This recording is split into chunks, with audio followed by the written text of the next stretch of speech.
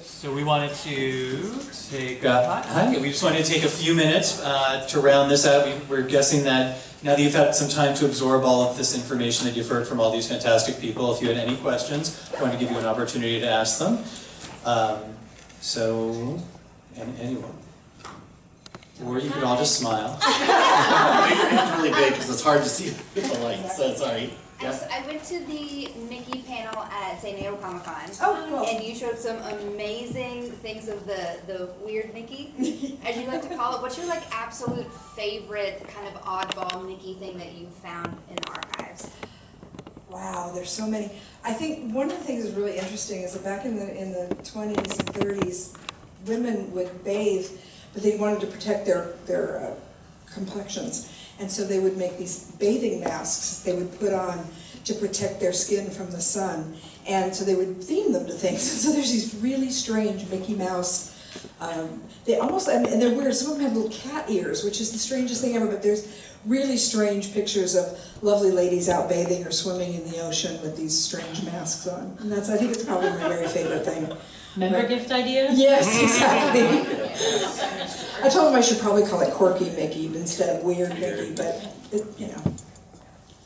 Next. So the question's for all of you, actually. What is your favorite moment that's happened at D23? Oh, man. At Expo, or? Whatever you'd like to share. Wow. I have to say, my favorite moment is the D23 Expo and experiencing last year as the leader of D23 for the very first time, going to the Expo with that experience was pretty remarkable. And it was really a great event put together by a great team of people. So I really enjoyed that. That to me feels like a really good moment of my D23 career. Mm-hmm. Absolutely. I've been with the D23 group since the very beginning, and we created the very first D23 Expo. Truly had no idea what we were doing, frankly. We were creating this amazing thing that hadn't been done by our group before, and just the sheer joy of opening the doors and seeing everybody come in and know that it was a reality was insane. And of course, probably the most wonderful moment was at the end of the Expo when we closed the doors and we were done with it and we realized that we had succeeded with it, and it was such a joyous experience.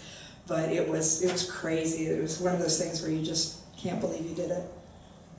It's hard to pick one thing. I think the Expo, for all of us, we work on it for almost 2 years. It's why it happens every other year.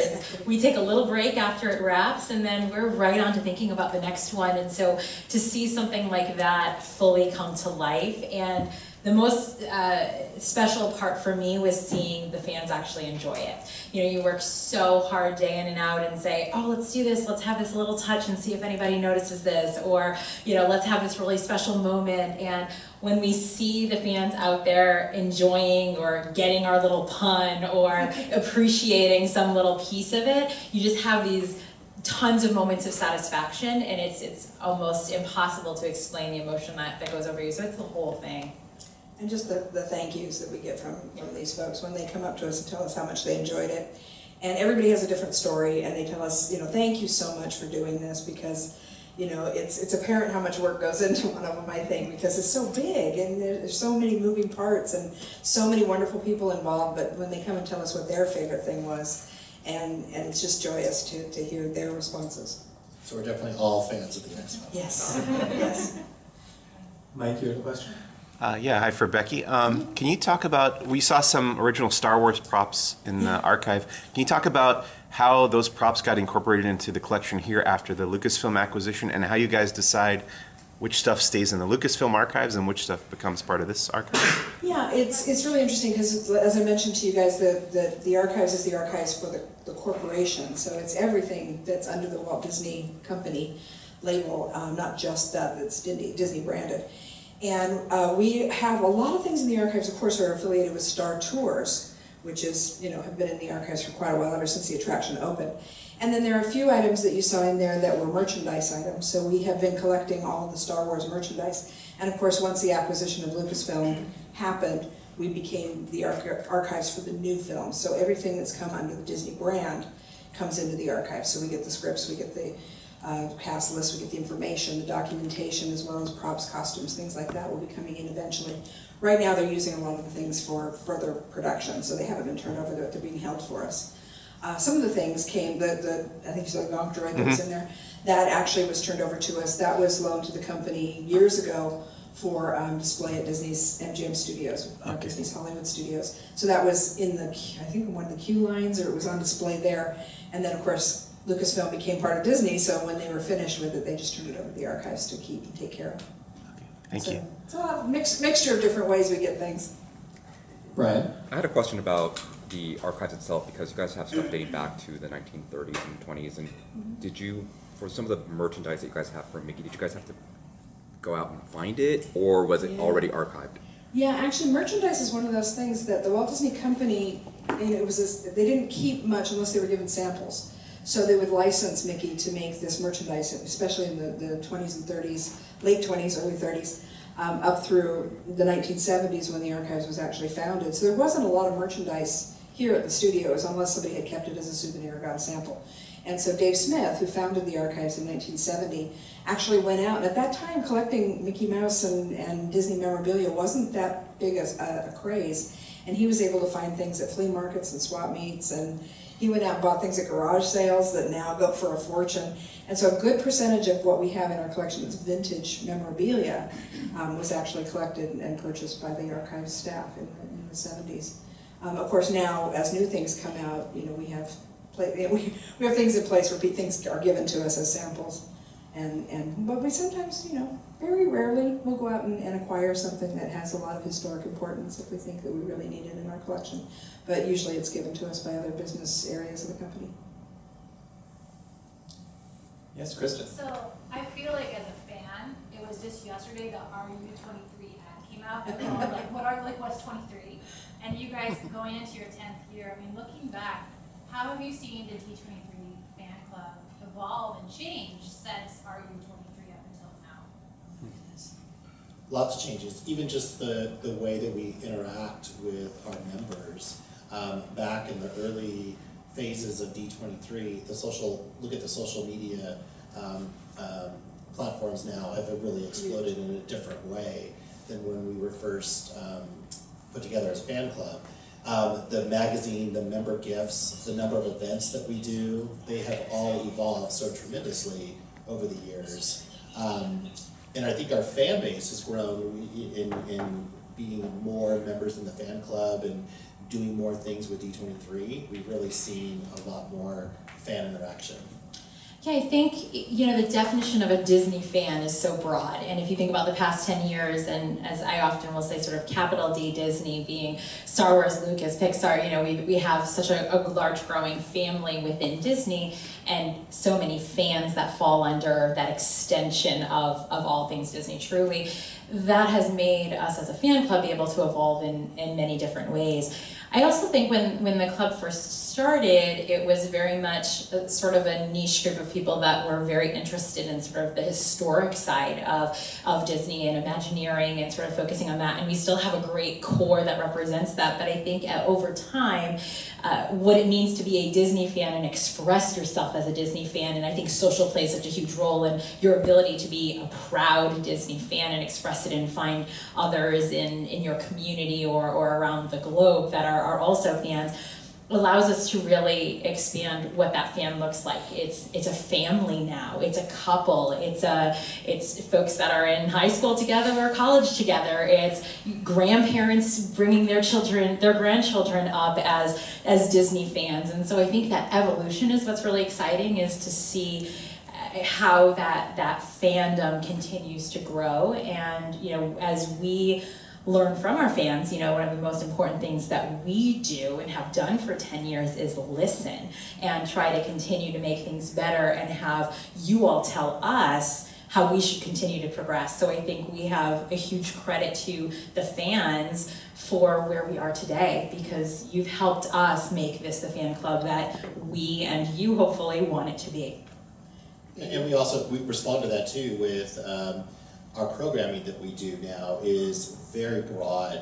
And you know, we just finished Saturday afternoon on the lot celebrating some great Saturday morning cartoons, for example, this past Saturday.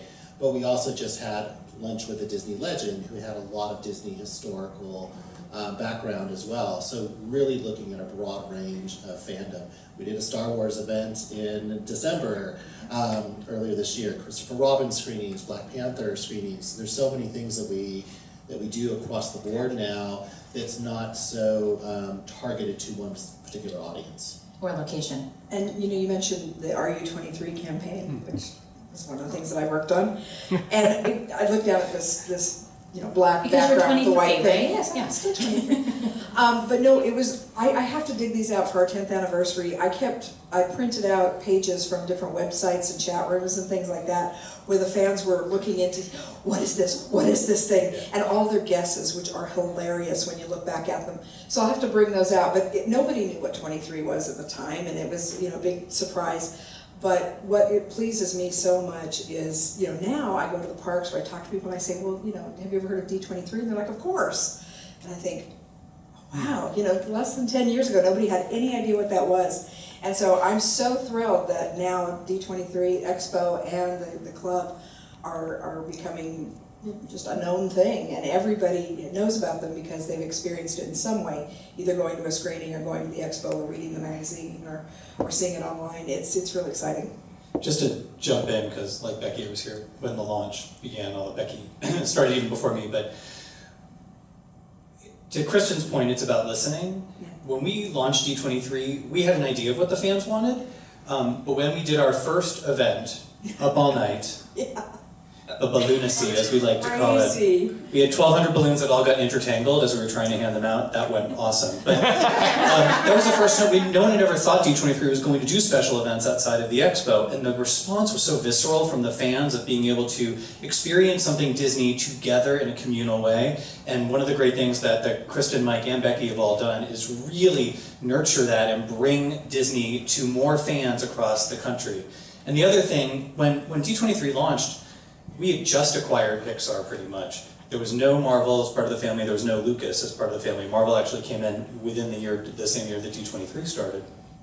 And the great thing that we have been able to do, and I think that the fans have embraced, is we've been able to show the great connections between all these fantastic brands that have these rich, rich stories and histories. You look at Marvel's history, which is almost as long as Disney's, or Star Wars, which goes back decades, and it's all this incredible rich storytelling just like Disney.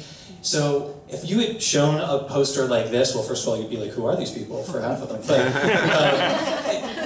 10 years ago, the fans wouldn't, there'd be no connection. And I think one of the terrific things, and Kristen does it with the events, and Mike does it through his leadership, and Becky certainly through the archives and the collection, are able to bring these all together and show that Disney does exist in this fantastic, diverse, inclusive way of characters and storytelling.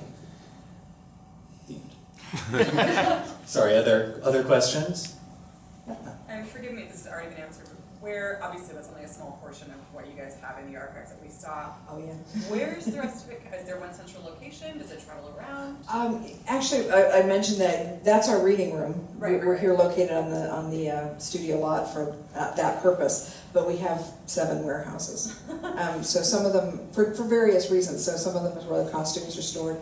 Some have oversized ride vehicles and cars and the Black Pearl and the chariot from, Lion, the Witch, and the Wardrobe and, Mary Poppins Carousel Horse. All those kind of things are in our collections, but we have various locations that are take care of those assets in different ways. So we have a number of different places. Are they centralized in Southern California? They're within driving distance. Okay. Yeah, so we go and pull things as they're needed. But the back of the room, you only saw the reading room, the back half of that, all the way out to the street practically, is storage of documents. So it's millions of documents and things as well. So pretty cool. It's fun to explore. It is. We always find great new stuff that, I've been with the archives 25 years and I've been with the company almost 30. And I still find things in the archives I had no idea were there. I dig into boxes and find treasures all the time. I love when you find something new. I remember when I first started, I said to Becky, could you just kind of hide something somewhere that I can stumble upon and be able to, announce that I discovered something? Because it's amazing that after all these years, you could find, she'll come into a meeting and all of a sudden say like, So we just found this we didn't random know whatever document, and we're all just in awe of it. It's fun. And that is actually one of the reasons that we started D23 is because the archives has so many really amazing things, and it would be a pity to just leave them sitting in a warehouse to protect them. You know, why are you saving these things? The reason that we wanted to do D23 and the expo and the exhibits is to share that knowledge. And so today we're lucky that we're able to share all that historical knowledge, but then also all the information and things that are coming out today and the special things that the company's doing all over the world that are going to be historical in 50 years. So your children and grandchildren will still get to enjoy Disney and the things that we're doing today in the same way. I don't know, so Wow. start with Kathy and then we'll move forward. Okay, I had a question, I'm not sure if you covered it, regarding the expo itself. I know it's a child ticket. Do you have any specific child activations already in the queue for the event? So things for children to do at the event? Yeah, I mean the whole event weekend is really family friendly. We are Disney and we know that Disney fans come in all ages. So we definitely make sure to have programming that the little ones will enjoy. We have historically had a family play zone upstairs, which gives you a chance to take a break as mom and dad and child or children to kind of step into a place that's a little more quiet and comfortable. And we are just very mindful throughout the course of the weekend.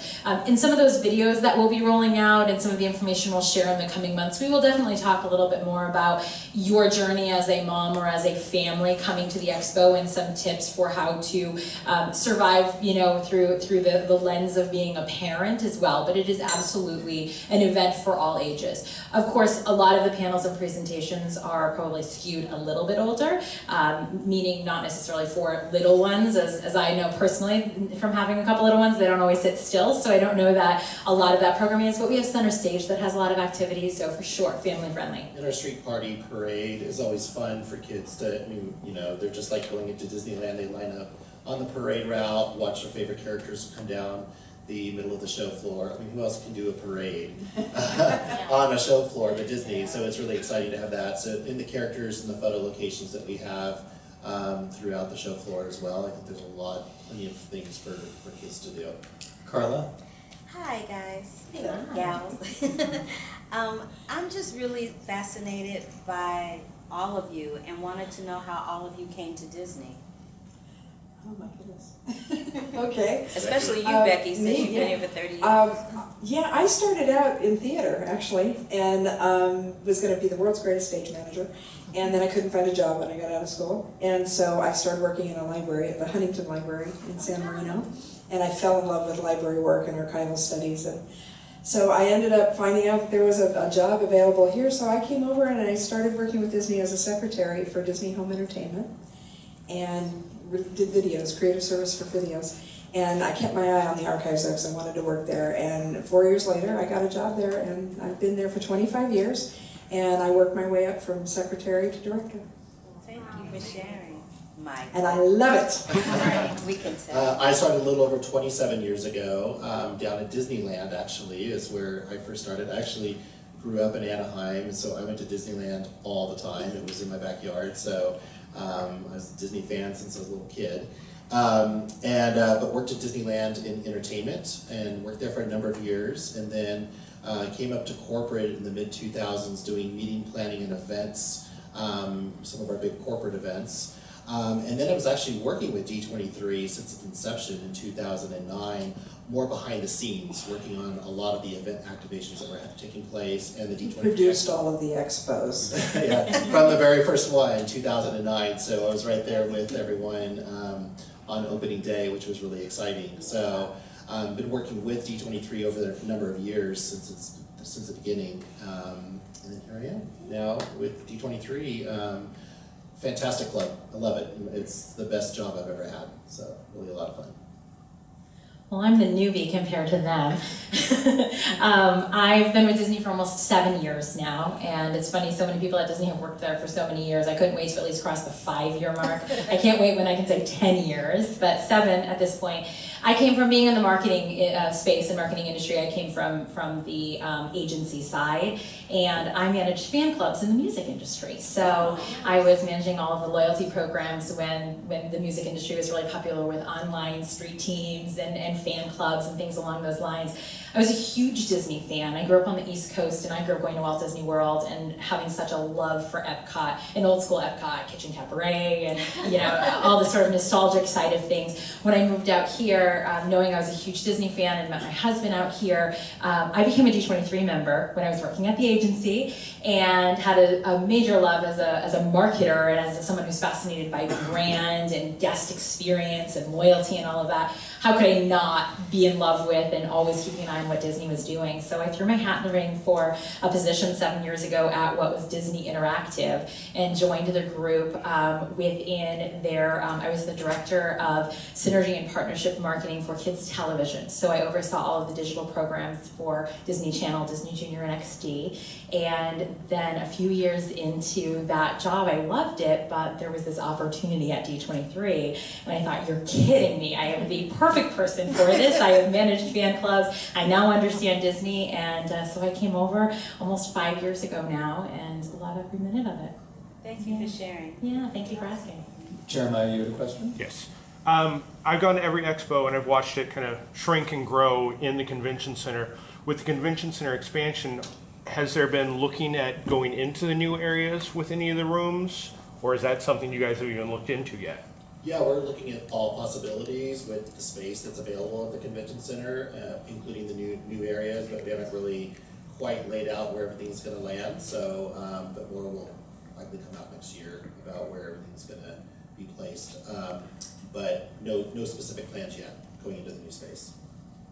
I have one question. Michael, you had mentioned that regarding the parades, will the parades and will actual D23 be streamed into your stores? Because I know we go to the Century City store a lot, and they've got the big screen there, and we watch it. So will that also be happening in some of the stores that have that capability? Yeah, not specifically with the parade, but we're looking at possibly introducing some streaming opportunities. We did have a couple of our panels that were live streamed last year.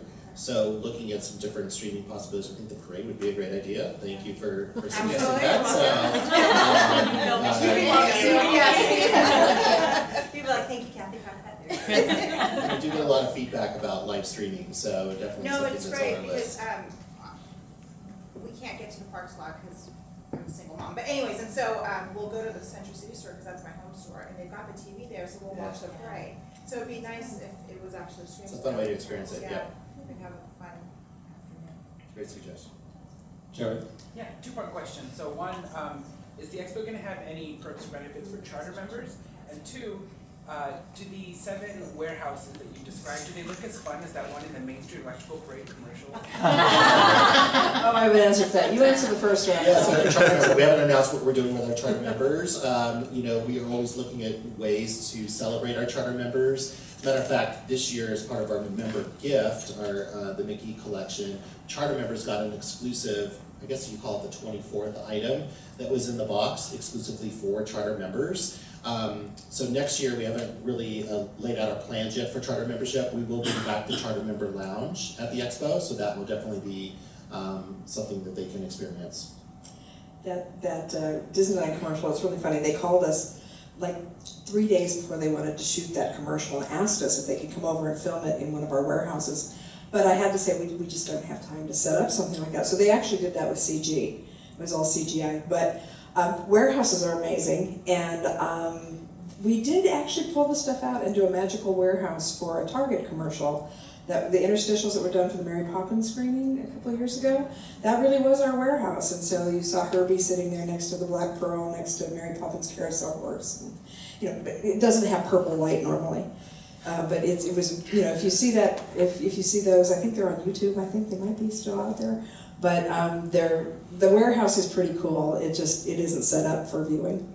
Unfortunately, You did bring a very special Now Disney legend there on the day D23 launched, if I remember correctly. Oh my goodness. A Now Disney legend, yes. Well, that was actually a different warehouse, but we do have a warehouse where we keep, it's kind of cold storage for documents and special things, and we call it the Annex. And we gave a special tour. For the very first time, we took somebody in there, and we took Whoopi Goldberg went in there, and she freaked out. We walked in, and first thing she saw was the Nautilus, which was sitting there by the front door. And we had a wonderful time, and so we showed her all over the warehouse, and I showed her Sister Act costume, which got her very excited. She was so excited, and then she turned around, and there's a case there that has models and animator models and things, and she turned around, and the animator model of her character from The Lion King, Shenzi, was there. And she turned around and saw that, she's like, I'm in the archives! She was so excited. And there was a very famous incident, which I see he's looking over here at me. What happened was after we were finished rolling the tape and finished with the interview and tour, I started showing her some of the things that were in the warehouse, and she saw Big Al's guitar from Country Bear Jamboree, and she's, oh, I love that's one of my favorite things. And she got me to sing Blood on the Saddle with her. And they actually filmed it. So Is this on tape? It's out there. I think they showed it on The View, yeah. And so Whoopi and I did a duet and laughed a lot because it was pretty wacky. You know, I did my best impression of Big Al on national television. And I'm sure when I retire someday, it'll be played at my retirement. It was one of those moments you never forget. Jenny? So now that Disney encompasses so many things, do you think that you would ever go back to the 4-day expo like the first one? Great question. You know,